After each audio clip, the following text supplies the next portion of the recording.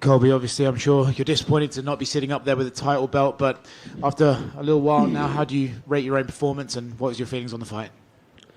Yeah, I would rate my performance a 5 out of 10. I could sit here all day and make excuses. I could have zigged when I should have zagged. I could have, it was a timing thing because I was off. But that's not the cloth. That's not the cloth that I was cut from. So I'm not going to make excuses. There's a reason the front window is bigger than the rear view. So it's in the past now. I'm not going to worry about the past. I'm going to focus on what's next. There's a guy that's been talking a lot of shit to me in the media. Stephen Wonderboy Thompson. Everybody thinks he's a nice guy. He's had a lot to say about me. So I'd love to see him say that to me in the cage, in the octagon.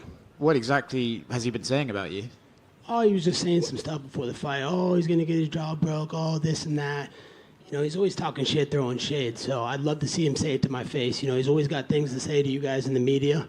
But I've never seen him come up to me face to face. We were backstage at the press conference. He kept his head down the whole time. One man of my word. I say things to people and I look them right in the eye and I say, let's do it. Let's go in the octagon. So, I'd love to see him, sometime next year. And we've been at the top of the division for the longest. We're two guys that have never fought. I think that's the fight that makes the most logical sense next. I know you say you don't want to make excuses, but bear in mind the inactivity that you've had to have over the last couple of years.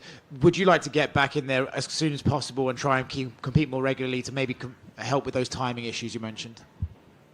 Of course, I want to be an active fighter. I want to be a company man. I want to be a guy that, comes out here and puts on performances and shows for the UFC and makes them money as regularly as possible. I don't want to be getting sucker punched in the street and take more damage in the streets than I ever took in the octagon. So I held back a lot in that fight. So I don't even feel like I was in a fight. It feels like I just was in fucking a practice round. So, I'm a lot better than that. And I'm still 35 years young, and my best is yet to come. Did Leon do anything in there that surprised you? Did his wrestling surprise you? He managed to get you down a couple of times and vice versa, but did he surprise you at all? No, he didn't surprise me at all. I thought I had rounds 3, 4, and 5. Started out a little slow in the first 2 rounds, but those rounds still felt like toss-up rounds. But, he's the champion, so I know I had to go out there and take it from him. But, I'm very grateful for bringing out Donald Trump tonight, the most famous person on the planet. He's done so much for my career. I'm thankful for the man he is, and I'm thankful for what's to come. I'm going to be on the campaign trail with him. I want to help him get reelected.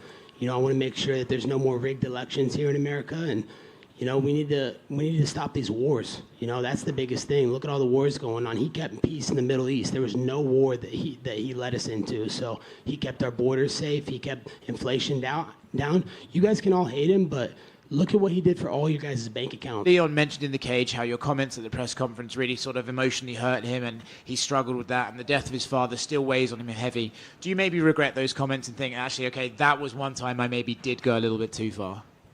Not at all. Why would I have sympathy for a sex trafficker or someone who's impacted and hurt a lot of people's lives?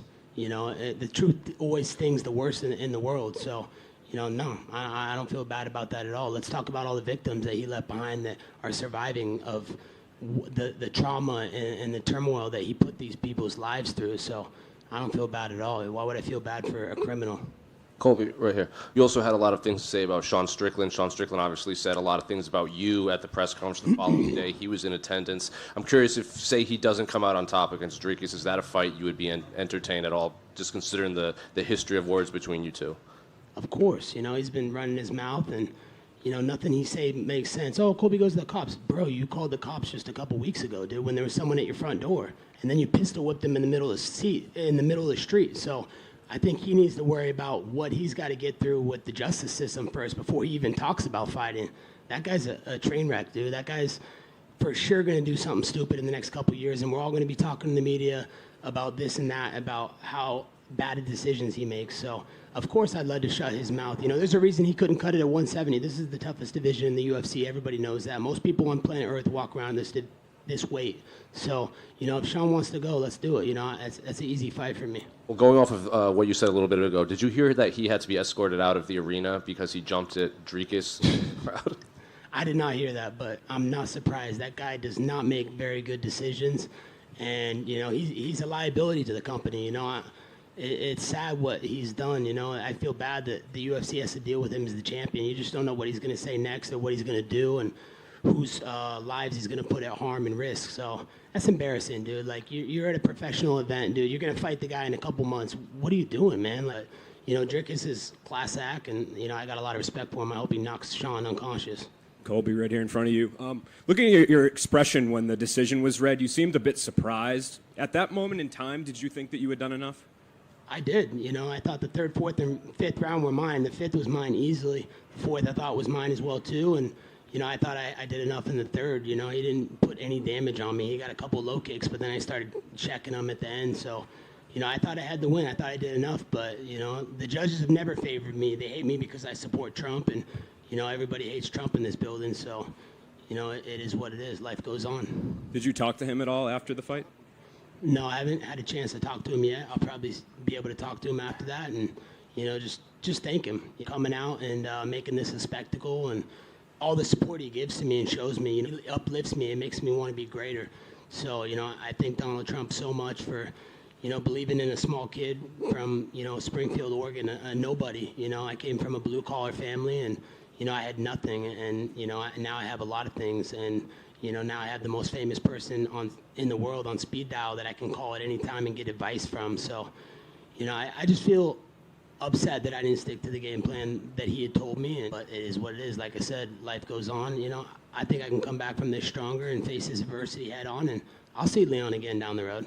And, you did have the chance, it seemed like, in the cage afterwards to talk to or yell at back and forth with Leon's corner. I guess what were you guys saying to one another back and forth there? He was just saying headshot dead. I'm like, bro, you don't even have guns in the UK. What are you fucking talking about, dude? You fucking bow to a king, dude. I don't fucking bow to nobody. We have fucking constitutional rights in America. So the guy is just blah, blah, blah, blah, blah. He's got nothing fucking to say. Everything he says that comes out of his mouth is just a fucking joke. So, I didn't really have anything to say to him. I was just kind of laughing and just saying, dude, what are you fucking talking about, dude? You're fucking nobody. You never fought in a cage. You never been in the UFC octagon. What have you accomplished in your life that makes you think you can talk about one of the all-time greats of the welterweight division? Colby over here. What was that game plan Donald Trump had formulated for you? Yeah, he said, let's get on him. Let's get on him early. Let's put that cardio on him. You can take this guy down at will, and it just took me a little bit to get going. My timing was not there early on, but, Leon was switching a lot to orthodox. I didn't expect that. I kind of switched up my game plan. So I was preparing to take him down on that right leg, and he kept putting the left leg in the lead, and I was kind of confused. And I know you just showed your adamance towards fighting Wonderboy Thompson next, but there was another welterweight out that fought tonight, Shavkat Rakhmonov. If the UFC decided to go down that route, is that something you would welcome, fighting Shavkat Rakhmonov next? It doesn't really make sense. I think, Wonderboy has a bigger name. It's a bigger fight for the division, bigger business for the UFC. I'm the company, man. Whatever the UFC wants, Fair enough. And Sean O'Malley and Chito Vera are headlining the Miami card in March. Dana just announced a couple fights for that card. Would you be welcome to being added to that card, given obviously it's in Miami?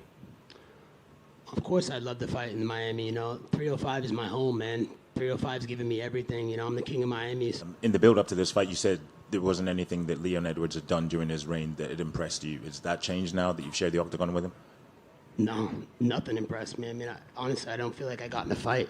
What did he do that separated himself from me? How did he show that he was like this level above me? He didn't show that tonight. He didn't knock me out. He didn't wobble me. He didn't fucking win every round decisively. It was a competitive fight. Could have went either way. It depends on what judges are sitting in the booth that night. We know how the judges are. So, no, nothing impressed me. And the guy's boring, man. He's mumbling and drooling most of the time when he's talking. Like, the guy's not likable. He has no redeeming qualities. So, I feel bad that the UFC has to deal with him, in business and as their champion. It's a pathetic excuse of a champion. And this is the third time you've come up short in the undisputed title fights. Which one hurts the most? Is it this one or maybe the first one to Kamara? Yeah, that's tough. They all hurt the same. They all sting, because I feel like I was right there and I had what it took to win. But I just, took my foot off the gas pedal and didn't put it down as hard and believe in myself like I know I'm capable of doing. So, I don't know. They all sting, they don't feel good, They're all fucking, they all suck. But, I got a great support system. You know, I got my coaches, Daniel Valverde, Cesar Carnero, amazing coaches. I got my friends, Michael Wall, have done so much for me. Michael Lehman's done an incredible job for me. You know, and, you know, this is just a lesson learned, another lesson in life, man. That's what life's all about, learning lessons and coming back better from them. Thank you. Colby here. You didn't try to take Leon down until round 3.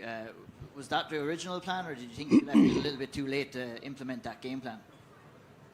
He was switching a lot to orthodox, so I kind of got a little confused. I didn't want to rush in on the left side because that's his, you know, dominant side. He's a southpaw. He was doing that intentionally. I feel like he was setting up like a knee or a kick on that side. So, yeah, I wasn't ready for him to be in the orthodox as much as he was. But, yeah, I didn't pull the trigger. You know, no excuses, man. You know, it is what it is. It's in my rear view now, and I'm gonna come back from it better. People talk about Colby the person and Colby the character. Is that even a thing in your eyes? No, not at all. There is no character.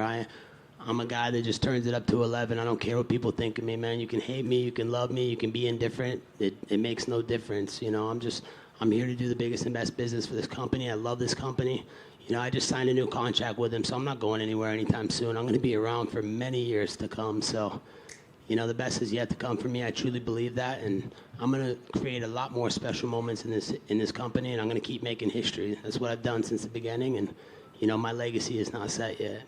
Last one for me. Are you going to try to dispute the decision tonight like Donald Trump tried to dispute the election in 2020? The 2020 election was clearly rigged. Look at all the voter fraud, all the mail-in voting, this fake fucking COVID. You guys are all doing triple vaccines, you know. You got Travis Kelce out there, Mr. Pfizer, saying, oh, get 2 vaccines at the same time. You get 2, okay, I'm not, even if you're pro-vaccine or not pro-vaccine, if you're getting 2 vaccines at the same time, then you're not going to know which one's going to give you the ill effect. Like, how are you going to know? So, you know, it's a complete scam what's going on in this country. The fact that you guys aren't smart enough to realize that, and that the government and the establishment is treating you all like puppets, it's embarrassing, man. You know, tonight was another case of that, just some bad judges. Colby, down to your right. I know it might not matter right now, but in your pre-fight face-off with Leon on Friday evening, a lot of people were wondering whether you said I was in character or thought it was a character. Can you just sort of clear up what one was? Yeah, I never said that. I said, no, I said, you thought I was a character. No, I'm not a character, man. I say whatever I want, whenever I want. That's what bosses do, you know? So I just let him know. I thought, because he kept saying, in the lead up, everything's a character that Colby played. I said, yeah, it was a character? Yeah, tell me now it's a character. I don't play a character, man. I'm just myself. I don't give a fuck what people think of me. Why would I care what you guys think about me? All my haters in the world are not doing better than me. I'm up here headlining events, fucking selling pay-per-views, fucking getting the most famous person on planet Earth to come support me. So why would I give a fuck about what any of you say or think of me? And a lot's been made about you don't really cut much weight to make 170. Any chance of a move down in weight class, or are you not really thinking about that in a minute? You know, I don't want to be a weight bully. You know, that's everything I stand against. You know, I'm trying to be the new generation of fighter that just fights at his natural weight. You know, I don't want to cut weight. You know, I just want to feel good when I fight and you know, not have to get that big advantage. I feel like cutting that type of weight is legal cheating. So I don't want to be a cheater. I've never been a cheater, never done a steroid, never cheat when I'm in the octagon. I fight fairly and I do everything by the book. So, you know, it's not something I'm interested in. You know, I want to fight everybody at my weight at 170 and prove I'm the best in the world and come back stronger from this. If DC could be fighting and winning world titles at 41, there's no reason I can. That's still 6 years away from me. So, yeah, I'm not going anywhere anytime soon. It doesn't matter how much you guys hate me. Colby, I've got to ask, you talked about the haters that you have, but you got cheered. You got a big pop when you came out. But towards the end of the night, after the decision, you got booed. Do you feel like you let your fans down tonight?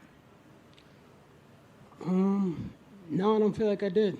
I feel like, you know, I came and put on a show for them, you know, all week. You know, I entertained them in and outside the octagon. That's what it's all about, giving them their money's worth. You know, they pay their hard-earned dollars to come to these events, and they want to be entertained. They want to be distracted from whatever's going on inside their life. So, you know, I feel like, you know, it's upsetting that I didn't bring them the title that they know that we're capable of, but you know, we dust ourselves up, we get back up, and we come back stronger from it. In your opinion, who has the best shot at beating Leon, Shavkat or Bilal?